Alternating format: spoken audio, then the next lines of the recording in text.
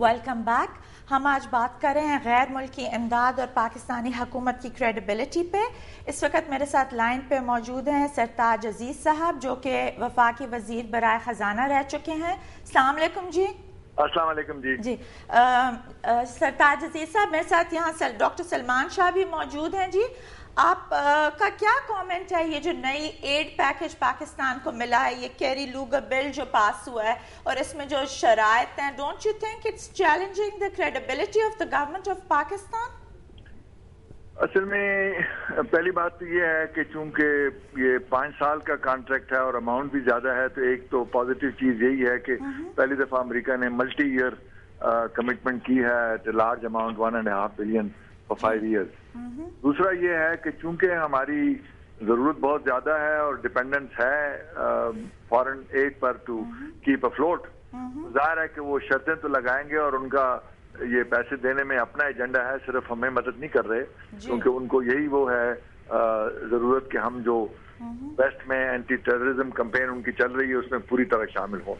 اب اس میں سمجھتا ہوں کہ اس قسم کی جو شرائط ہیں وہ ہماری ساورینٹی کے اور جنرل جو مفاد ہے اس کے ساتھ مطابقت تو نہیں رکھتے, اور ہمیں کوشش کرنی چاہیے تھی مثلا اس کو فائنلائز ہونے سے پہلے, کیونکہ مئی جون میں اس کا ٹیکسٹ آ گیا تھا, تو اگر اس دوران میں پارلیمنٹ میں یہ پیش ہو جاتی اور وہاں سے اسٹرانگ ریئیکشن آتا تو یہی چیزیں اس طریقے سے لکھی جا سکتی ہیں کہ they don't become a problem for us, کیونکہ اس میں بہت سی چیزیں ایسی ہیں which I think we should have avoided. میں آپ سے یہ پوچھنا چاہوں گی کہ امریکن ایڈ تو ہمیشہ پاکستان کو ملتی رہی ہے, آپ کی حکومت کے دور میں بھی سینکشنز لگی تھی, لیکن اس سے پہلے تو آپ لوگوں کو کافی ہیلپ آ رہی تھی, لیکن اس طرح کے تو یہ شاہ صاحب کی دور حکومت میں, آپ کی دور حکومت میں, یا ایون جنرل ضیاء الحق کے ٹائم میں ہم نے ایسا پیکج تو کبھی نہیں دیکھا جس پہ اتنی زیادہ کریڈیبلٹی چیلنج ہو رہی ہو اور پرائیویٹ سیکٹر کے تھرو پیسے جائیں, ناٹ دا گورنمنٹ. یہ آپ کی بات صحیح ہے کہ اس دفعہ چونکہ اماؤنٹ بھی زیادہ ہے اور ان کی جو ایجنڈا ہے وہ بھی ہیوی ہو گیا ہے, اس کی وجہ سے جو افغانستان کی سچویشن کی وجہ سے تو اس نے مل کے اس پیکج کو بہت زیادہ ہیوی اور میرا خیال ہے مجموعی طور پہ ان ایکسیپٹیبل بنا دیا ہے. اب اس میں حکومت کی ضرورت تو تھی کہ وہ اس کو, اور یہی فرق ہے ڈیموکریٹک اور نان ڈیموکریٹک گورنمنٹ میں, کہ اگر پارلیمنٹ میں ہم یہ پیش کرتے تو مجھے امید ہے کہ یہ پارلیمنٹ میں ضرور اس میں ایسی کمنٹس آتے کہ پھر امریکن حکومت کے لیے مشکل ہو جاتا.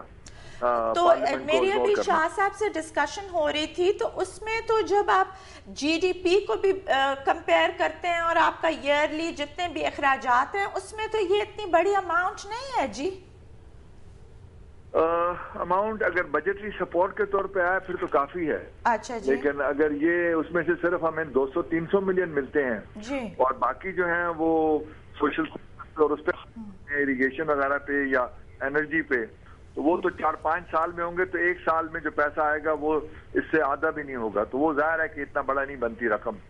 اور میرا خیال ہے کہ اس میں مجموعی طور پر جو فرینڈز آف پاکستان نے کمٹ کیا تھا 5.6 بلین ٹوکیو میں اپریل میں, یہی اماؤنٹ ایک بڑی اس میں ہے, اور باقی جو انگلینڈ نے کیا اور سعودی عربیہ نے وہ آئی ڈی پیز کے لیے ہے, تو وہ توقعات بھی پوری نہیں ہوئی. جی ایک سیکنڈ یہاں میں شاہ صاحب کے پاس جاؤں گی. شاہ صاحب یہ آئی ڈی پیز کے لیے بھی کسی نے دل کھول کے پیسے نہیں دیے, آلدو وہ سفر کر رہے تھے because of war against terror, اور ارتھ کوئک کے لیے پوری دنیا پاکستان انہوں نے نہ صرف وزٹ کیا بلکہ اتنے زیادہ پیسے دیے. So why is that? دیکھیں ارتھ کوئک میں ایک تو ہم نے موبلائز بڑی جلدی کیا, اور جو ڈیمیج اسیسمنٹ تھی وہ ود ان 1 month انٹرنیشنلی کرائی, یونائٹڈ نیشنز اور ورلڈ بینک اے ڈی بی وغیرہ نے مل کے کی, اور ہماری بھی بیچ میں انٹرونشن تھی. And then we went to Geneva and ایک ورلڈ وائڈ اپیل ہوئی جس میں we made presentations on the devastation. تو ہمیں تقریباً 6 یہ بھی کر رہے ہیں لیکن ان کی کوئی اپیل نہیں سن رہا.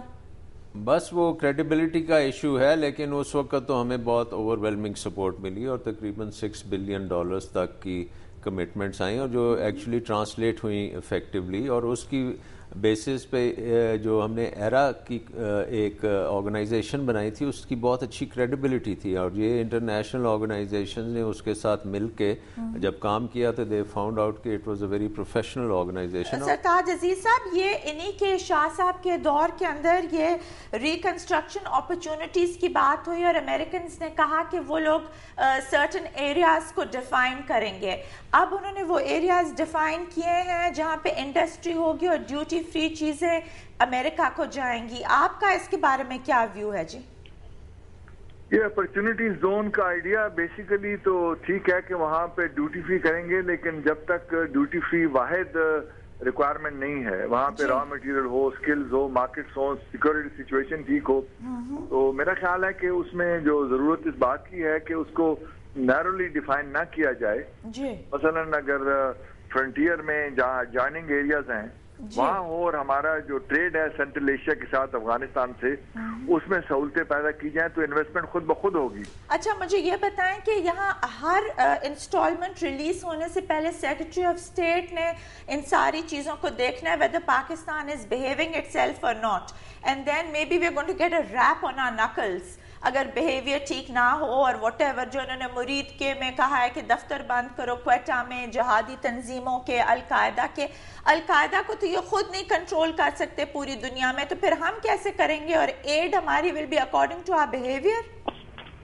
دیکھیں نا جی, اس میں جو شرائط لکھی ہوئی ہیں دے آر کوائٹ کمپلیکیٹڈ کہ we would not allow any activity not only Afghanistan بلکہ نیبر کا بھی ذکر ہے, یعنی انڈیا کا بھی ذکر ہے جی. اور ظاہر ہے کہ اس میں وہ عراق میں اور افغانستان کے اندر انسرجنسی کنٹرول کر چکے ہیں کہ ہم سے ایکسپیکٹ کرتے ہیں کہ ہم یہ سارا کچھ کنٹرول کریں, تو وہ اس میں کچھ میرا خیال ہے اب ڈیپینڈ کرتا ہے کہ ان کی نیت کیا ہے. تھینک یو سو مچ سرتاج عزیز صاحب for being with us here today. Shah صاحب آپ اس پہ کوئی کامنٹ کرنا چاہیں گے؟ دیکھیں یہ جو اوور آل ملٹی ایئر کی بات چیت ہے وہ تو نگیٹ ہو جاتی ہے کہ جب بھی وہ چاہیں گے تو وہ سرٹیفکیٹ ایشو نہیں کریں گے تو یہ ملٹی ایئر جو ارینجمنٹ ہے وہ ختم ہو جاتی ہے. سو وہ جو امریکہ کہتا تھا کہ جی ہم پاکستان کو لانگ ٹرم کمٹمنٹ کر رہے ہیں, وہ ان کنڈیشنالٹیز سے وہ لانگ ٹرم کمٹمنٹ جو ہے وہ اس کی اتنی ویلیو نہیں رہی. اینڈ آئی تھنک کہ دس ہول ایفرٹ کہ آپ یہ بھی نہیں کریں گے, آپ وہ بھی نہیں کریں گے, اور اگر وہ سرٹیفکیٹ نہیں ملے گا تو یہ سب کچھ بند ہو جائے گا, یہ ایک بڑا اس میں انسرٹنٹی پیدا کرتا ہے. اور یہ پریسلر امینڈمنٹ کی طرح whenever it suits them یہ دیں گے.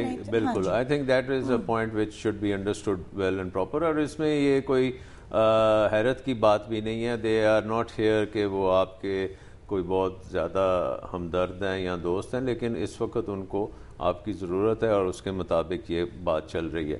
یہاں پر ہم لیں گے ایک بریک کے بعد ملتے ہیں, ہمارے ساتھ رہیے گا.